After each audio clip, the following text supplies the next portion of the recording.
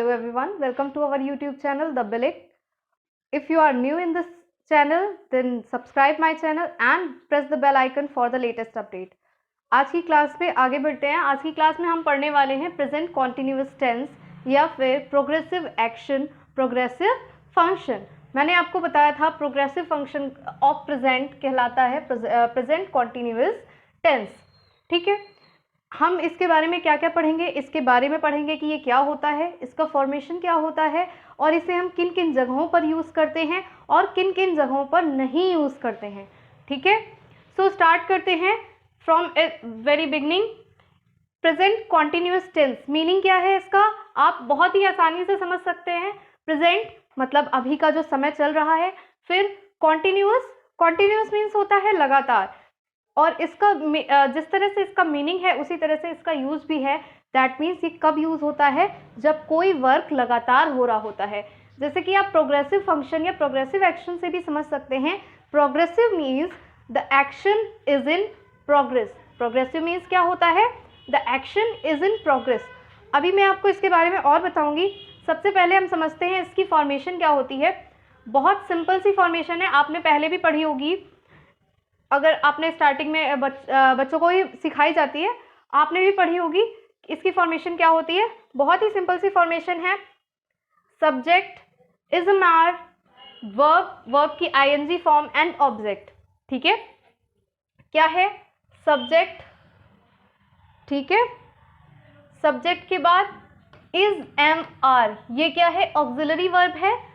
Auxiliary verb के बाद हमने मेन वर्ब का यूज़ किया है। मेन वर्ब में हम आईएनजी फॉर्म का यूज़ करते हैं। मेन वर्ब में हम किसका यूज़ करेंगे, आईएनजी फॉर्म का यूज़ करेंगे। आप हमेशा ये बात याद रखिएगा, जब भी हम प्रोग्रेसिव एक्शन का यूज़ करेंगे तो हम मेन वर्ब की आईएनजी फॉर्म्स का यूज़ करेंगे। ऑक्सिलरी वर्ब्स चेंज होंगी, लेकिन ये चेंज नहीं होगी। मेन वर्ब और मेन वर्ब के साथ कौन सी फॉर्म लगेगी, आईएनजी फॉर्म लगेगी, और उसके बाद आ जाता है आपका ऑब्जेक्ट। बहुत ही सिंपल एग्जाम्पल से इसे समझते हैं हम। He is reading a book. Okay, he is, he क्या है आपका सब्जेक्ट है, फिर इज मैंने इस सब्जेक्ट के अकॉर्डिंग लगाया है। आप हमेशा याद रखिएगा, कभी भी ऑक्सिलरी वर्ब यूज होती है वो हमेशा सब्जेक्ट के अकॉर्डिंग यूज होती है। जैसे यहाँ पे हमारा ये सिंगुलर सब्जेक्ट है, ये सब्जेक्ट कैसा है, सिंगुलर सब्जेक्ट है, तो सिंगुलर सब्जेक्ट के साथ हम क्या यूज करेंगे, इज यूज करेंगे। अगर प्लूरल सब्जेक्ट है तो प्लूरल सब्जेक्ट के साथ हम आर यूज करेंगे। अगर आई है तो आई के साथ हम एम का यूज करते हैं, सिर्फ आई के साथ ही एम का यूज करते हैं। बाकी सिंगुलर और प्लूरल में हम किसका यूज करेंगे, सिंगुलर में हम इस का यूज करेंगे और प्लूरल सब्जेक्ट्स में हम आर का यूज करेंगे। ही के बाद इज, पढ़ रहा है, रीड, पढ़ने की फॉर्म रीड होती है इंग्लिश, फिर उसमें आईएनजी फॉर्म हमने ऐड करी, रीडिंग, फिर अ बुक, क्या पढ़ रहा है, एक बुक पढ़ रहा है, ही इज रीडिंग अ बुक। या फिर मैंने बोला मिस्टर शर्मा चाय पी रहे हैं, mister Sharma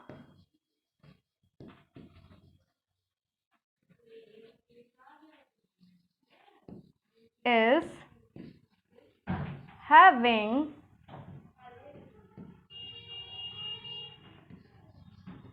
tea. Mister Sharma is having T. या फिर हम हैविंग की जगह आप सिंपल से देखिए, सब्जेक्ट मिस्टर शर्मा हो गए, मिस्टर शर्मा के अकॉर्डिंग हमने इज लगाया, फिर चाय पी रहे हैं इसके लिए हैविंग टी। आप सोच रहे होंगे मैंने ड्रिंक क्यों नहीं लगाया, पीने का तो ड्रिंक बोलते हैं, तो मैंने ड्रिंक क्यों नहीं लगाया। इसका भी एक रीज़न है, अगर आप जानना चाहेंगे तो मुझे कमेंट बॉक्स में लिखिएगा, मैं आपको इसका भी रीज़न बताऊंगी। इसकी जगह पे हम एक और वर्ड यूज़ कर सकते हैं, दैट इज इंजॉइंग।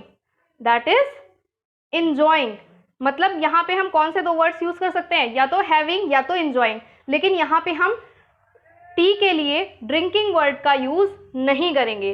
ड्रिंक हम कब यूज़ करेंगे, हम पानी पीने के लिए ड्रिंक वर्ड का यूज़ करेंगे, या कोई लिकर और होगा तो हम पीने के लिए ड्रिंक वर्ड का यूज़ करेंगे, अदरवाइज हम हैव का यूज़ करेंगे या इंजॉय का यूज़ करेंगे। फिर हम देखते हैं इसकी फॉर्मेशन कहाँ कहाँ पे होती है। सिंपली या नॉर्मली हम इसे यूज करते हैं, use for an action is in progress that is temporary in nature. कब हम इसका यूज करेंगे प्रोग्रेसिव फंक्शन का? इस एक ऐसे एक्शन में जो कि प्रोग्रेस में है लेकिन वो टेम्परेरी नेचर का है। कैसे नेचर का है?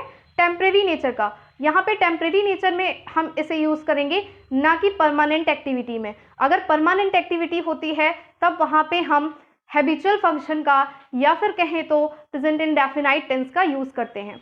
ठीक है। दूसरा, फ्यूचर एक्शन। अगर कोई भी फ्यूचर एक्शन कैसे होते हैं? Definite arrangement in near future. ऐसे ही नहीं, किसी भी फ्यूचर एक्शन के लिए हम यूज करेंगे। मतलब अभी थोड़ी देर में जो घटना घटने वाली है, ऐसा डेफिनाइट अरेंजमेंट जो कि आपके नियर फ्यूचर में होने वाला है, उसके लिए हम प्रोग्रेसिव फंक्शंस का, प्रोग्रेसिव एक्शन का यूज करते हैं। इसको भी अभी एग्जांपल से समझते हैं। इसका भी आप एक एग्जांपल देख लीजिए। Definite arrangement in near future. किस तरह का डेफिनाइट अरेंजमेंट? जैसे कि मैं चाय बनाने जा रही हूं, ठीक है, I am going to make tea. मैं चाय बनाने जा रही हूं, I am going to make tea. ठीक है। यहाँ पे आई किसके अकॉर्डिंग है? सब्जेक्ट के अकॉर्डिंग। एम किसके अकॉर्डिंग है? सब्जेक्ट के अकॉर्डिंग। गोइंग जा रही हूँ, टू मेक टी चाय बनाने के लिए। ठीक है। तो ये कैसा एक्शन है? मैं ऐसा काम तुरंत तो कर तो नहीं रही हूँ, ये प्रोग्रेस में तो नहीं है, लेकिन थोड़ी देर में होने वाला है। ठीक है। थोड़ी देर में ये एक्शन कैसा हो जाएगा? प्रोग्रेसिव एक्शन हो जाएगा। इसलिए मैं इसे फॉर्म करूंगी प्रोग्रेसिव एक्शन में। ओके। नेक्स्ट, उसमें हम आ जाते हैं, कुछ हमने लिखी हुई हैं कुछ स्टेटिव वर्ड्स। स्टेटिव वर्ब्स मैंने क्यों लिखी हुई हैं? स्टेटिव वर्ब्स मैंने इसलिए लिखी हुई हैं कि जब भी कभी हम स्टेटिव वर्ब्स का यूज करते हैं तो वहाँ पे हम उस सेंटेंस को प्रोग्रेसिव एक्शन में फॉर्म नहीं करते हैं। हाँ, उनका सेंस प्रोग्रेसिव एक्शन में होता है, बट हम उन्हें फॉर्म करते हैं परमानेंट एक्टिविटी के अकॉर्डिंग। उनको हम फॉर्म करते हैं प्रेजेंट इंडेफिनिट टेंस में। ओके। क्या है stative verbs?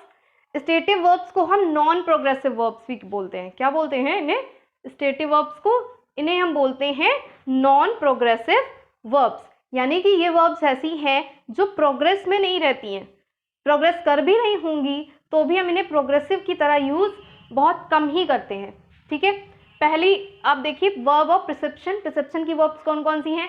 C, test, smell, here. या फिर थिंकिंग प्रोसेस की जो वर्ब्स होती हैं, जैसे think, no, mean.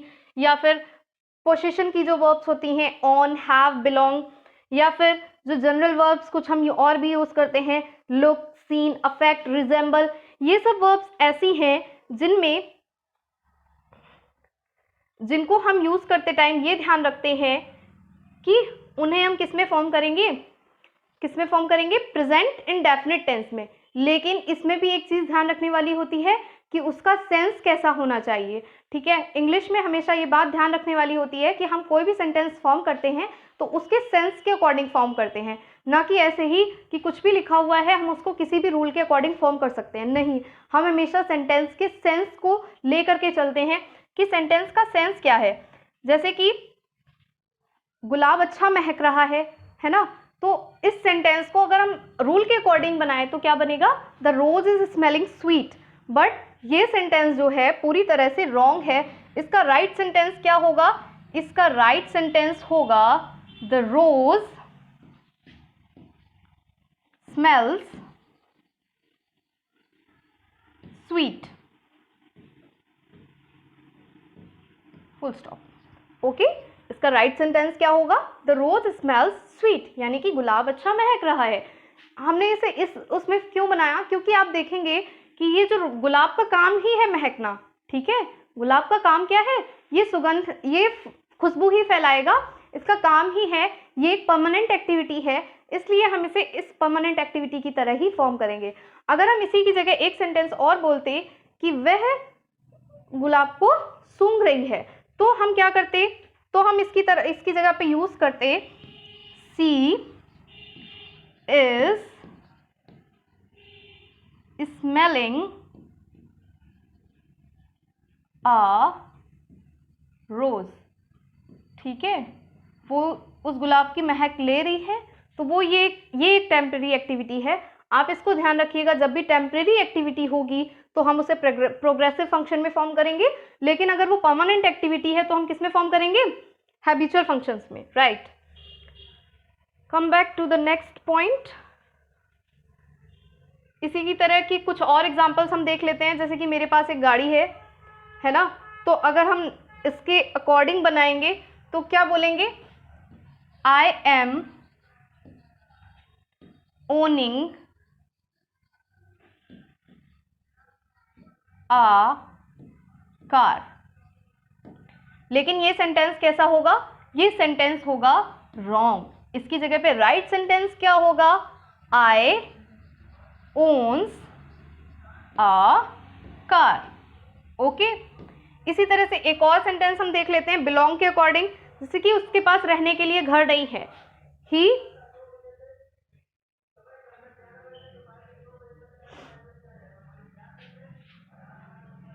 he belongs no house to live in, he belongs no house to live in। इसका राइट सेंटेंस क्या है, अगर हम इसे इस रूल के अकॉर्डिंग बनाएंगे तो हम किस तरह से फॉर्म करेंगे, he is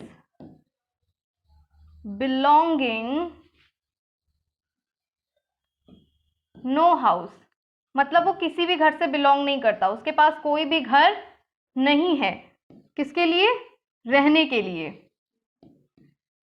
ठीक है, लेकिन ये सेंटेंस कैसा है, ये सेंटेंस अगर हम फॉर्म के अकॉर्डिंग चलते हैं तो राइट है, लेकिन ये सेंटेंस पूरी तरह से रॉन्ग है। इसकी जगह पे राइट सेंटेंस कौन सा होगा, राइट सेंटेंस होगा he belongs no house to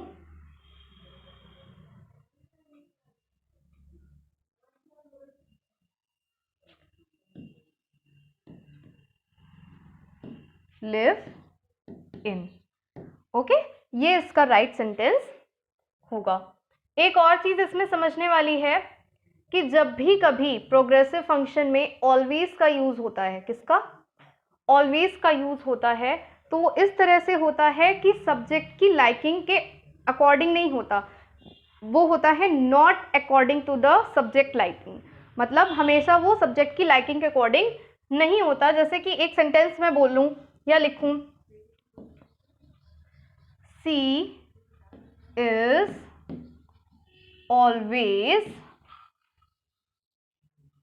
teaching,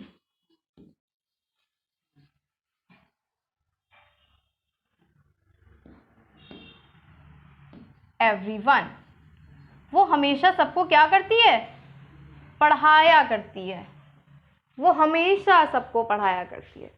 इस तरह के जो सेंटेंस होंगे, जब हम इसमें ऑलवेज का यूज करेंगे तो देखिएगा सेंटेंस की सेंस हिंदी में क्या जा रही है और उसको इंग्लिश में हम किस तरह से फॉर्म कर रहे हैं। ठीक है, फिर इसी की तरह का एक और सेंटेंस हम बोल सकते हैं, जैसे ही ऑलवेज, जैसे कि एक है वो हमेशा सच बोलता रहता है, he is always speaking the truth.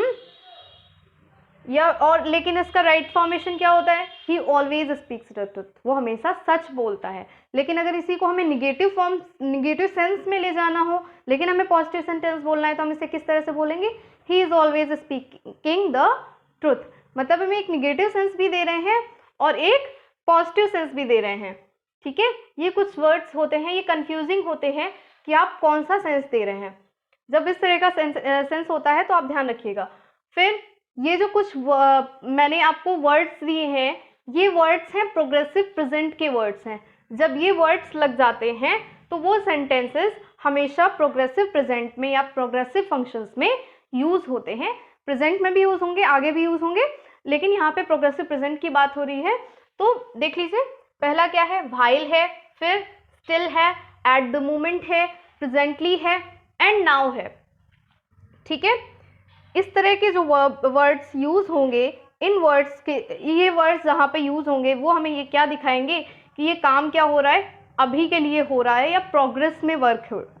मैंने आपको फर्स्ट लाइन में बताया था कि जब एक्शन इन प्रोग्रेस होता है, जब काम प्रोग्रेस में होता है, तब हम प्रोग्रेसिव फंक्शन का यूज करते हैं। और ये वर्ड्स कैसे हैं, ये ऐसे वर्ड्स हैं जो ये शो करते हैं कि काम प्रोग्रेस में है। ठीक है,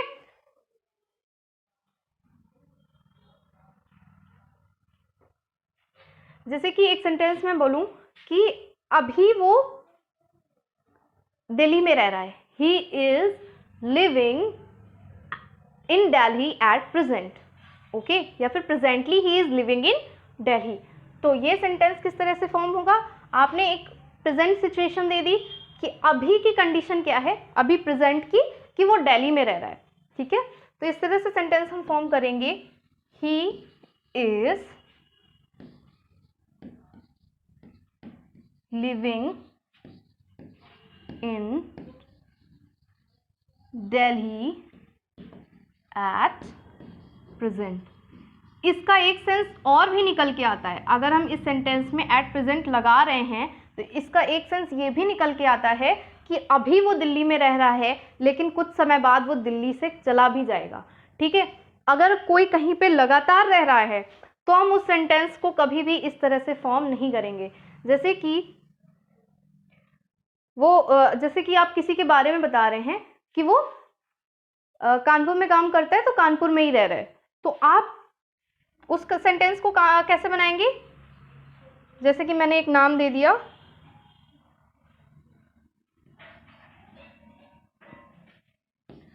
आदेश कानपुर में काम करता है, वर्क्स इन कानपुर, तो रहता भी कहाँ पे है, कानपुर में रहता है। तो आदेश लिव्स इन कानपुर। ठीक है, इस सेंटेंस को देखिए, ये एक प्रोग्रेसिव फॉर्म का है, लेकिन ये टेम्परेरी नेचर में नहीं है, ये परमानेंट एक्टिविटी में आ जाता है।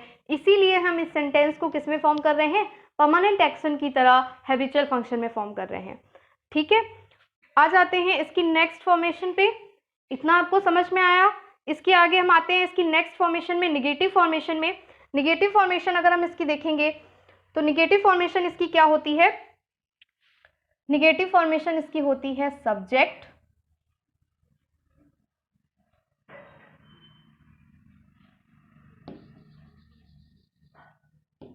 प्लस इसकी ऑक्सिलरी वर्ब यानी कि इज और एम और आर, देन इसके बाद हम लगा देंगे तुरंत ही नॉट, क्योंकि हम किसके लिए बना रहे हैं, निगेटिव सेंटेंसेस बना रहे हैं।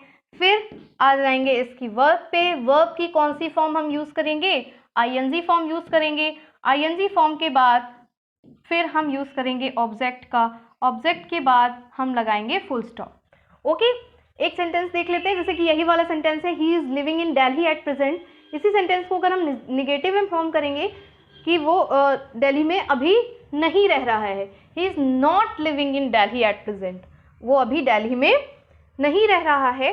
तो इस सेंटेंस को किस तरह से नोट करेंगे, he is not living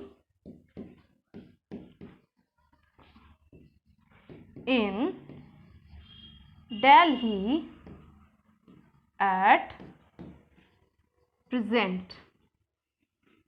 okay, he is not living in Delhi at present. इसी तरह का एक और एग्जांपल देखते हैं। मैंने अभी आपको बोला था मैं चाय बनाने जा रही हूँ, तो अगर मैं ये सेंटेंस को निगेटिव में फॉर्म करूं तो क्या होगा, I am not going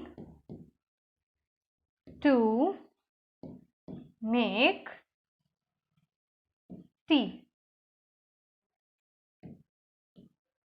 okay, इसी को नेगेटिव फॉर्म क्या होगा, I am not going to make tea. सारे नेगेटिव सेंटेंस जो हैं वो बिल्कुल सेम इसी तरीके से फॉर्म होंगे, यानी कि पहले आपका सब्जेक्ट आ जाएगा, सब्जेक्ट के बाद आपकी ऑक्सिलरी वर्ब आ जाएगी, ऑक्सिलरी वर्ब के बाद आपका नॉट आ जाएगा, नॉट के बाद आपकी वर्ब विद आईएनजी फॉर्म आ जाएगी, उसके बाद जो भी आपका ऑब्जेक्ट है वो आ जाएगा। ओके, फिर हम आ जाते हैं इसके इंटेरोगेटिव फॉर्म्स में। आगे हम क्या पढ़ेंगे, इसका इंटेरोगेटिव फॉर्म। मैंने आपको पहले भी बताया था कि इंटेरोगेटिव जो फॉर्म होता है वो 2 टाइप से यूज होता है। इंटेरोगेटिव फॉर्म क्या 2 टाइप से यूज होता है। 2 टाइप से कैसे होते हैं, इसका पहला टाइप होता है जिसमें हिंदी में जो क्वेश्चन वर्ड्स हैं वो आपके सेंटेंस के बीच में आते हैं, और कुछ ऐसे होते हैं जिनमें आपके क्वेश्चन वर्ड्स स्टार्टिंग में आते हैं। तो जिनमें क्वेश्चन वर्ड्स स्टार्टिंग में आते हैं वो बहुत सिंपल होते हैं, उनमें हम किसी भी क्वेश्चन वर्ड का यूज़ ही नहीं करते इंग्लिश में। लेकिन अगर क्वेश्चन वर्ड हिंदी में बीच में आ रहा है तब हम उसमें क्वेश्चन वर्ड स्टार्टिंग में यूज़ कर लेते हैं।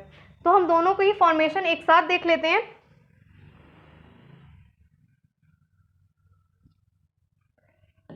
फर्स्ट टाइप की फॉर्मेशन क्या होगी, फर्स्ट टाइप ऑफ इंटेरोगेटिव की फॉर्मेशन यानी कि जिसमें क्वेश्चन वर्ड स्टार्टिंग में ही होते हैं। तो हम ऑक्सिलरी वर्ब, आपकी ऑक्सिलरी वर्ब कौन सी है, इज, एम, आर, यहां पे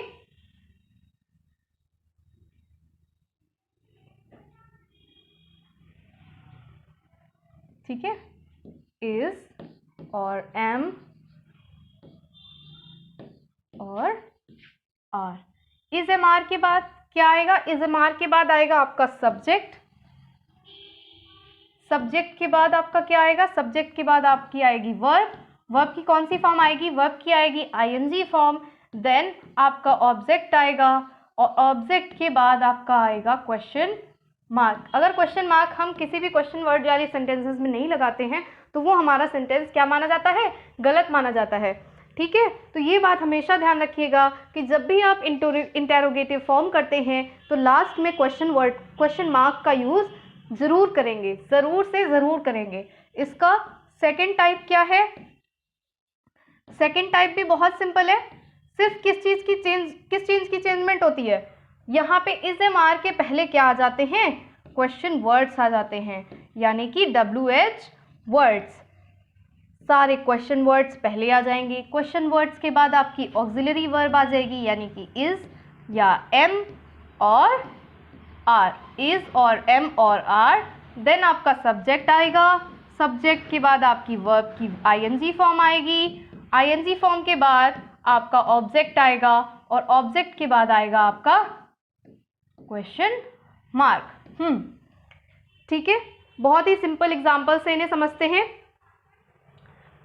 जैसे कि आप क्या कर रहे हैं,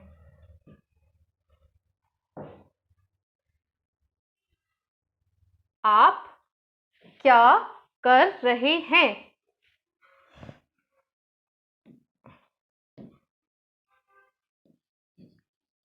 What are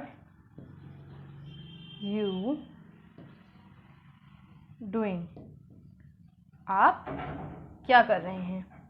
ठीक है, अगर हम इसको, मैंने किसके अकॉर्डिंग, क्वेश्चन वर्ड हमारा बीच में आ रहा था, आप क्या कर रहे हैं, तो क्या को मैंने सबसे पहले बनाया व्हाट, फिर यू के अकॉर्डिंग मैंने वर्ब का यूज किया, ऑक्सिलरी वर्ब का, यू के अकॉर्डिंग आर का यूज होगा, देन कर रहे हैं, करने की इंग्लिश होती है डू, डू के साथ आईएनजी फॉर्म हमने लगा दी, डूइंग। ठीक है, अब एक और सेंटेंस बोलते हैं हम। अगर हम बोले कि क्या आप ढंग से पढ़ाई कर रहे हैं, तो इसको सेंटेंस को मैं किस तरह से फॉर्म कर रही हूँ, आपने ध्यान दिया, मैंने इस सेंटेंस को फॉर्म किया, डू यू स्टडी प्रॉपरली, ये सेंटेंस, और एक नीचे मैंने नीचे फॉर्म किया, are you not studying right now. दोनों सेंटेंस मैंने अलग अलग तरीके से फॉर्म किए, लेकिन हिंदी में मैं दोनों सेंटेंस एक ही तरह से बोलूँगी, क्या आप पढ़ाई कर रहे हैं, क्या आप अभी पढ़ाई कर रहे हैं। ठीक है, दोनों सेंटेंस के सेंस के अकॉर्डिंग हम इनको फॉर्म करते हैं। जब मैंने ये सेंटेंस बोला कि क्या आप पढ़ाई कर रहे हैं, तो इसका सेंस किस तरह है, इसका सेंस जो है ये परमानेंट एक्टिविटी की तरह है, इसीलिए मैंने इसे प्रोग्रेसिव में ना फॉर्म करके किस में फॉर्म किया है, परमानेंट एक्टिविटी में फॉर्म किया है। ठीक है, फिर जब नीचे वाला सेंटेंस देखिए, are you not studying right now, क्या आप अभी पढ़ाई नहीं कर रहे हैं, ये बात कब की हो गई, बिल्कुल अभी की हो गई, इसलिए मैंने इसको किस तरह से फॉर्म किया, प्रोग्रेसिव फंक्शन की तरह फॉर्म किया। आप इसमें देखिए मैंने नॉट का यूज किया हुआ है, नॉट का यूज किसके बाद किया है, सब्जेक्ट के बाद किया हुआ है, सब्जेक्ट, आप तो क्वेश्चन वर्ड्स में एक चीज़ और ध्यान रखने वाली है, अगर इस सब्जेक्ट में यानी कि अगर इंटेरोगेटिव क्वेश्चंस में नॉट का यूज़ हो रहा है यानी निगेटिव वर्ड का यूज़ हो रहा है, तो आप निगेटिव को कहाँ पे डालेंगे? निगेटिव को डालेंगे पहले ऑक्सिलरी वर्ब सब्जेक्ट के, पहले ऑक्सिलरी वर्ब का यूज़ करेंगे, ऑक्सिलरी वर्ब के बाद आप सब्जेक्ट का यूज़ करेंगे, सब्जेक्ट के बाद आप यूज़ करेंगे किसका? नॉट का। दैट मीन्स वो नॉट कहाँ पे जाएगा? इस जगह पे नॉट फॉर्म होगा। ठीक है, आई होप कि आपको ये सारी चीज़ें बहुत अच्छे से क्लियर हो गई होंगी। मिलते हैं अपनी नेक्स्ट वीडियो में, जिसमें मैं आपको पढ़ाऊंगी व्हाट इज प्रीसीडिंग फंक्शन, या फिर आपको बहुत अच्छे से ये सारी चीज़ें क्लियर हो गई होंगी। ठीक है, तो मैं आपको नेक्स्ट क्लास में पढ़ाऊंगी व्हाट इज प्रीसीडिंग फंक्शन या फिर what is present perfect tense. Thank you so much.